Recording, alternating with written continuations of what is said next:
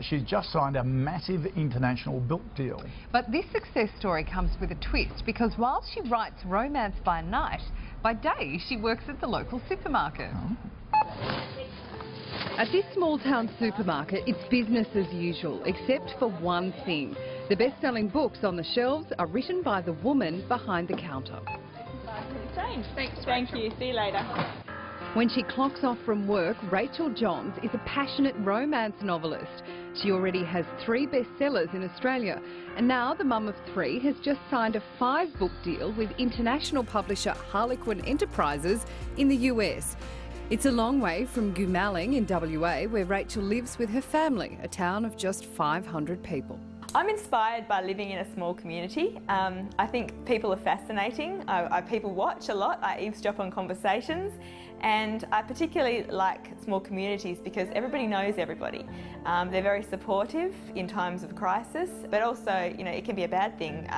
Gossip and, you know, rumours can spread fast. And so has the news of her recent success. Goomalling's a small town that a lot of people drive through, and since selling my books in the shop, I've had people come in and say, "Oh, we've read your book and can you sign it?" And I'll be in the house writing occasionally in the shop. The customers will ask to see me, so I'll go out and have a chat. You know, it's really good being able to go out and talk to real people. Still, the Aussie author insists she's just a regular mum. But I'm still living my everyday, normal life, picking the kids up from school, making lunches, doing loads and loads of washing.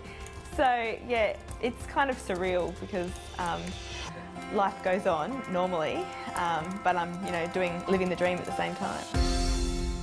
See, this is how 50 Shades of Grey started. Rachael joins us now from Perth. Good morning to you. Congratulations. Wow, this is a great deal. Now, tell us about the novels. Is that sort of 50 Shades of Grey about farmers rather than Wall Street?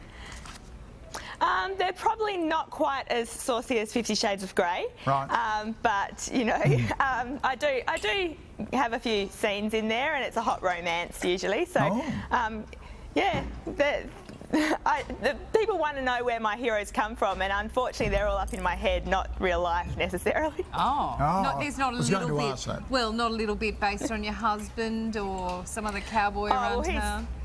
Of course, he's my real life hero, and I do watch the guys that come in, you know, to buy their milk and go back to their headers and stuff. And you know, there's some good hero material in Goomalling. Yeah. Love amongst the headers. There's a certain charm to it, isn't there? I don't know if there's much love amongst the headers, really, is there?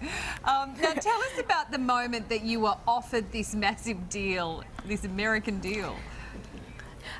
Well, my agent actually emailed me from the US. I was just doing some mundane things around the house, popped onto the email, and I was coming to the end of my contract in Australia, so I was hoping for another one.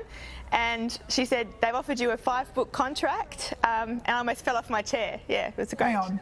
I've almost fallen off my chair when you just drop in, "My agent called me from New York." Not New York, LA. LA. Oh. How did you get an agent? Well, I'm a member of Romance Writers of Australia, and we have fabulous conferences every year where we can pitch to publishers and agents. And my agent came to one of those conferences a couple of years ago, and she read my first book, Jilted, and she cried on the aeroplane and rang me back straight away the next day and said, "I want to represent you. I want to get your books in the US." Wow, this is such a brilliant story for you. I love this. But you didn't always want to be a writer, did you? Did you know you had all these romance novels in you? No, I was never much of a reader. I read all the Babysitters Club books in school, me but too. nothing. Yeah, I were love they fabulous? the Babysitters Club. But no, I didn't read in high school really. I never wanted to. I was always going to be a teacher, and then suddenly in year 12, at the end of year 12, I took pen to paper when I broke up with my first love, and for some reason I started writing then. Yeah. Wow. And hubby reads and says, "Hang on, how do you know about this?" Anyhow. He doesn't read my books. Doesn't he? No. It's for Sheila's. Can't do that.